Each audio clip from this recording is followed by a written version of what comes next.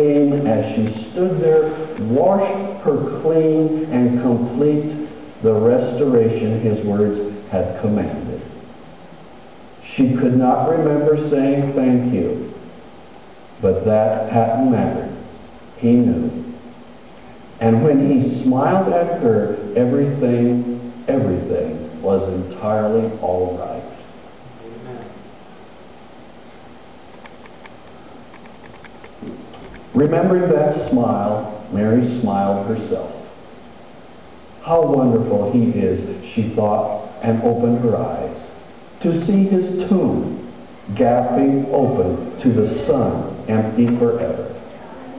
The horrors of Friday and the miseries of yesterday, compounded by the senseless disturbing of His grave and the theft of His body, crashed down on her, and she began to weep as she felt her heart break again.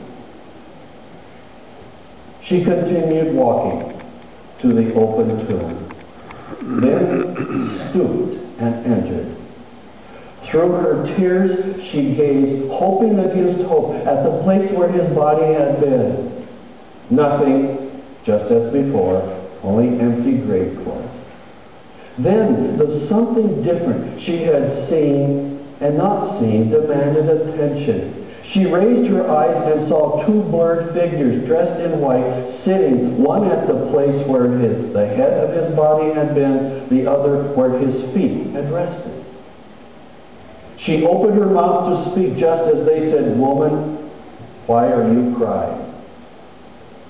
"Because they have taken away the body of my Lord, and I don't know where they put Him," she responded, voice thick with grief.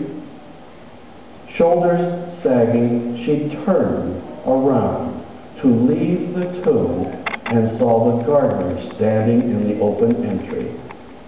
At last, someone who might know something, someone who could help her. She took a step toward him. He spoke first. "Woman," he asked gently, "why are you crying?" "Oh, sir," she exclaimed, energized, "if you have carried him off, tell me where you put him, and I will take him away." Her hands gripped each other tightly, pressing against the jars of frankincense and myrrh. She held her breath and fastened her gaze on him, wanting him to tell her what she needed to know. The gardener quietly, eyes somewhat moist, said, "Mary," and extended his hand to her. She caught her breath at the sound of her own name in his mouth, and suddenly everything changed. Not the gardener, Jesus, alive, calling her name. Caught between tears and laughter, she flung herself at him, crying, "Rabboni!" She gripped him in a fierce hug. He wept and laughed with her. Then, easing her grip, said, "You don't need to hang on to me so tightly. I haven't ascended to my Father in heaven yet."